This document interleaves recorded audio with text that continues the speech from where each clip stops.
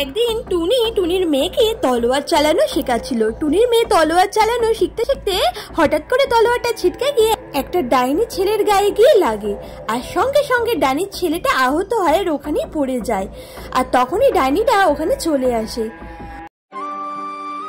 আমার ছেলে এত বড় সর্বনাশ কে বলল, আমি তাকে একদম ছাড়বো না, তার প্রাণ আমি নিয়েই ছাড়বো। এই বলে ডাইনিটা তখন টুনির বাড়ির উদ্দেশ্যে রওনা দেয়। ওইদিকে টুনি টুনির মেয়েকে নিয়ে ঘুমাচ্ছিল। আমার ছেলেকে কে হত্যা করেছিস বল, নইলে তোদের দুজনকে আমি এক্ষুনি মেরে ফেলবো। ডাইনি ডাইনি, তোমার ছেলেকে ভুল করে আমি মেরে ফেলেছি, আমাকে তুমি পারলে মেরো, আমার মেয়েকে তুমি ছেড়ে দাও। মিষ্টি, তুই এখান থেকে শিগগিরই পালা। এই বলতে বলতে মিষ্টি তো ওখান থেকে পালিয়ে যায়, আর ডাইনিটা টুনির গায়ে তলোয়ার মারে, আর টুনি ওখানেই আহত হয়ে পড়ে যায়, আর টুনি মারা যায়।